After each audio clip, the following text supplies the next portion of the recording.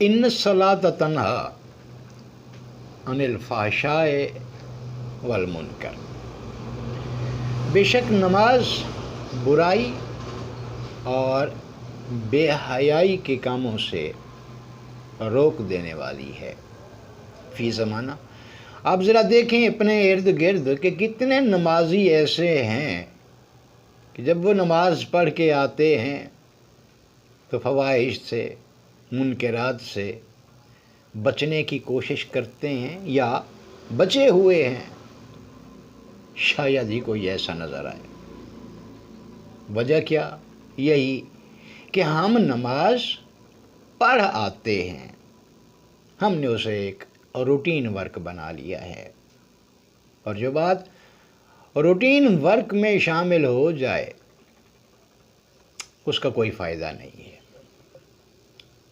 نماز routine work نہیں بنانی، اس کو قائم کرنا ہے، اور قائم کرنے کا مطلب یہی ہے کہ آپ فواحش اور منکرات سے بچ رہے ہیں، تو سمجھ آتی ہے کہ نماز قرآن کے الفاظ میں قائم ہو چکی ہے۔ ایک نماز سے دوسری نماز کے درمیان کا جو وقت ہے، آپ نے کیسے گزارا؟ ظہر پڑھی، پھر عصر تک کا وقت کیسے گزارا؟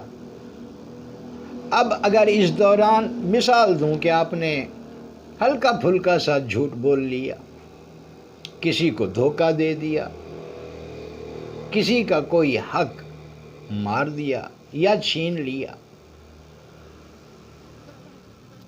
اور پھر آپ نماز پڑھنے گئے، دوران نماز یہ احساس ہو گیا کہ میں تو جھوٹ بول کے آیا ہوں، دھوکہ دے کے آیا ہوں، حق مار کے آیا ہوں، تو پھر جو ندامت ہوگی، آپ کہہ سکتے ہیں کہ یہ کیفیت تب ہوتی ہے جب نماز قائم ہونا شروع ہو جائے۔ نماز قائم تب ہوتی ہے جب آپ کے اندر تزکیہ و تصفیہ ہو رہا ہو یا ہو چکا ہو۔ ناظرین کرام، تزکیہ یا تصفیہ کیسے ہوتا ہے؟ مختلف مراحل ہیں۔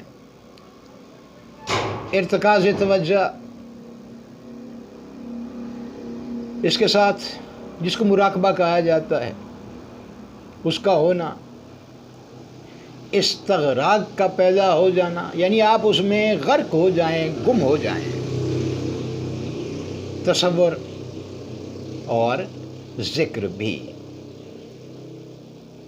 یہ وہ مراحل ہیں جو انسان کو انسانیت کے مقام بلند تک پہنچانے کا باعث بنتے ہیں۔ اس پر بات کرتے ہیں، لیکن اس سے پہلے ایک دو میسج آئے، یا آپ میں سے کوئی اگر بات کرنا چاہتا ہے، کسی بات کی وضاحت چاہتا ہے، یا کوئی سوال ہے اس کے ذہن میں، تو آپ میسنجر پہ یا واٹس ایپ پہ وائس میسج کر کے مجھ سے پوچھ سکتے ہیں۔ نمبر بتا رہا ہوں، 030621687174۔ چلیں، اب تزکیہ و تصفیہ کی طرف جانے سے پہلے یہ موضوعات ایسے ہیں کہ ان پر بہت سے ماہرین نے، علماء نے لکھا، طریقہ کار بتا دیے کہ ارتکاز توجہ یا مراقبہ کیسے کیا جاتا ہے۔ آج میں اس سے تھوڑا سا آگے چل کر آپ کو یہ بتاؤں، پہلے یہ بتاؤں، اس کے بعد پھر ان چیزوں پر بات کریں گے۔ پہلے یہ بتاؤں کہ ان کا نتیجہ کیا ہوتا ہے، اس کا حاصل کیا ہوتا ہے، تو اس حاصل یا نتیجے کے سلسلے میں ایک دو افراد کا، ہستیوں کا تذکرہ کروں گا میں۔ ایک آدمی تھا ایک گاؤں میں، اور یہ سچی بات بتا رہا ہوں، سچا واقعہ ہے۔ عجیب سا شخص تھا، انتہائی سردیوں میں وہ کپڑے اتار کے کچھا سا پہن کے چھت پر سویا کرتا تھا، ٹھنڈے پانی سے نہایا کرتا تھا، اور ساتھ میں کہتا رہتا تھا کہ اف کتنی گرمی ہے، کتنی گرمی ہے۔ اور شدید گرمیوں میں وہ اندر کمرے میں لیٹتا تھا، رضائی اوڑھ کے لیٹتا تھا، اور ساتھ میں آگ بھی جلا لیتا تھا اور کہتا رہتا تھا کہ اف کتنی شدید سردی ہے۔ ایک دن یہی بندہ ایک لکڑی لیے کھیتوں میں سے رکتا چلتا آگے پیچھے دیکھتا ہوا لکڑی کو گھسیٹتا ہوا آ رہا تھا۔ تقریباً 2-3 کلومیٹر کا اس نے یہ سفر طے کیا۔ کسی نے پوچھ لیا کیا کر رہے ہو، یہ کیسا نشان بنا لیا؟ تو اس نے عجیب سے انداز سے کہا کہ ہم سڑک بنا رہے تھے۔ 20 سال بعد وہاں پہ سڑک بنی، اور جہاں جہاں اس نے نشانات لگائے تھے وہ سڑک وہیں پہ بنی۔ اس کی ایک اور عادت بھی تھی، پورا سال وہ دوسروں سے کچھ نہ کچھ مانگتا رہتا تھا، میری مدد کرو، میں نے شادی کرنی ہے، میں نے شادی کرنی ہے۔ گاؤں کے لوگ بعض اوقات مذاق بھی بنا لیتے تھے، پوچھ لیتے کہ کس سے شادی کرنی ہے، تو وہ گاؤں کی ایک عورت کا نام لیتا اور کہتا کہ اس کے ساتھ شادی کرنی ہے۔ اچھا، پورا سال گزر جاتا اور سال کے اندر اس کے پاس جو کچھ اکٹھا ہو چکا ہوتا تھا وہ پھر سب کو جا کے بلا لاتا، پورے گاؤں کو دیگیں پکواتا، سب مل کے کھاتے، وہ بھی ان کے ساتھ شامل رہتا، اور جب سب کچھ ختم ہو چکا ہوتا کھانا پینا تو وہ سب سے پہلے اٹھتا، انگڑائی لیتا اور چپ کر کے ایک سائڈ پہ چل پڑتا۔ لوگ پکڑ لیتے، پوچھتے کہ بھائی وہ آپ نے تو شادی کا پروگرام بنایا تھا، تو وہ حیرت سے پوچھتا شادی؟ میں؟ ہاں بھائی، وہ فلاں کے ساتھ آپ نے شادی کرنی تھی۔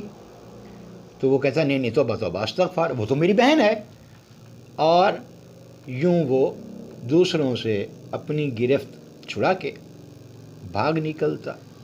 دوسرا دن ہوتا وہ پھر سے اسی معمول پہ لوٹ آتا، ہاں جی میری مدد کریں، میں نے شادی کرنی ہے۔ پورا سال ایسا چلتا رہتا۔ اور بھی اس بندے کے بارے میں بہت سی عجیب و غریب باتیں منسوب ہیں۔ اسی طرح ایک اور گاؤں کا واقعہ ہے کہ وہاں بھی ایک فقیر سا آدمی تھا۔ تو گاؤں کے ایک کرتا دھرتا ایک دن گھوڑے پر سوار جا رہے تھے، وہ راستے میں آ گیا، یا اس کو دیکھ کے گھوڑا تھوڑا سا ڈرا، تو گھوڑے کے مالک نے اس کو 3-4 لاٹھیاں ماری، برا بھلا بھی کہا۔ اب اس نے اس وقت جواب میں اس کو کچھ نہیں کہا، اس کی طرف دیکھا اور پھر وہاں سے چل پڑا۔ وہاں سے وہ سیدھا جو ہے مسجد میں گیا، وہاں جا کے اس نے قرآن پاک اٹھا لیا اور کہنے لگا کہ جی وہ فلاں نے مجھے مارا ہے، تو اس کو مارنا، اور جب تک تو مارے گا نہیں میں نے یہاں سے جانا نہیں ہے۔ اسی وقت وہ بندہ شاید گھوڑے کو نہلانا لے جا رہا تھا، نہر کے اندر گیا، گھوڑے کے گلے کی رسی اپنے گلے میں لپیٹی تاکہ گھوڑا وہیں پہ موجود رہے، اور اس کو نہلانا شروع کر دیا۔ نہ جانے کیا ہوا، گھوڑا بدکا، اس نے پیچھے ہٹا، جھٹکا لگا، گھوڑا پیچھے ہٹا، جھٹکا لگا تو وہ رسی جو ڈھیلی ڈھالی سی تھی اس کی گردن میں سخت ہو گئی۔ اب گھوڑا پیچھے ہٹتا، دو پاؤں پہ کھڑا ہوتا، یعنی اگلے پاؤں اوپر اٹھا لیتا اور پھر یکدم سیدھا ہوتا، تو وہ آدمی پانی کے اندر ڈبکیاں کھاتا رہا، گلے کے اندر رسی لپٹی ہوئی تھی۔ تھوڑی ہی دیر کے اندر لوگوں نے دیکھ بھی لیا، وہ بھاگے بھی اسے چھڑانے کے لیے، لیکن ان کے پہنچنے سے پہلے نہ جانے گردن کی ہڈی ٹوٹی، دم گھٹا، وہ بندہ مر گیا۔ وہاں سے ایک آدمی واپس آ رہا تھا تو مسجد کے قریب سے گزرا تو اندر سے آواز آ رہی تھی۔ اس نے دیکھا تو وہی فقیر سا آدمی قرآن پاک اٹھائے کھڑا تھا اور کہہ رہا تھا اس نے مجھے مارا ہے، تو اس کو مارنا ابھی مار، جب تک مارے گا نہیں میں یہاں سے جاؤں گا نہیں۔ تو اس شخص نے اسے آواز دے کے کہا کہ تم جس کے بارے میں کہہ رہے ہو وہ مر چکا ہے۔ اس نے کہا اچھا مر گیا، چلو ٹھیک ہے۔ قرآن پاک کو اس نے واپس رکھا، خاموشی سے مسجد سے نکل آیا۔ اب بھی ان واقعات کے بیسیوں گواہ موجود ہیں۔ ایک مرتبہ حضرت با یزید بسطامی رحمۃ اللہ علیہ دروازے میں کھڑے تھے، اپنے ہاتھ دونوں کواڑوں کے اوپر رکھے ہوئے تھے، ان کو پکڑا ہوا تھا۔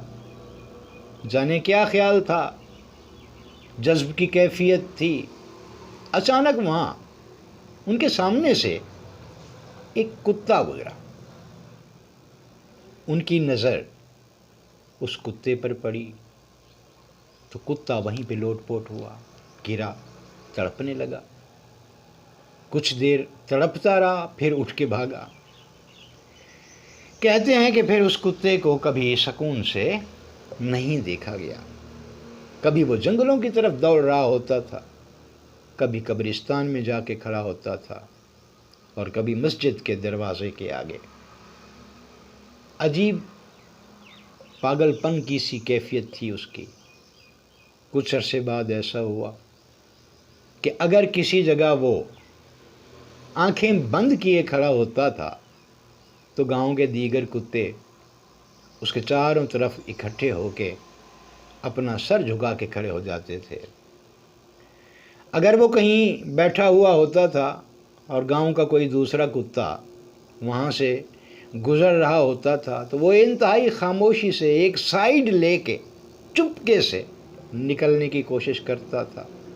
پھر یہ بھی دیکھا گیا کہ گاؤں کے دیگر کتے جو انہیں خوراک ملتی تھی یا وہ اپنے کھانے کے لیے جو اشیاء ڈھونڈتے تھے وہ لا کے اس کے سامنے رکھ دیتے تھے،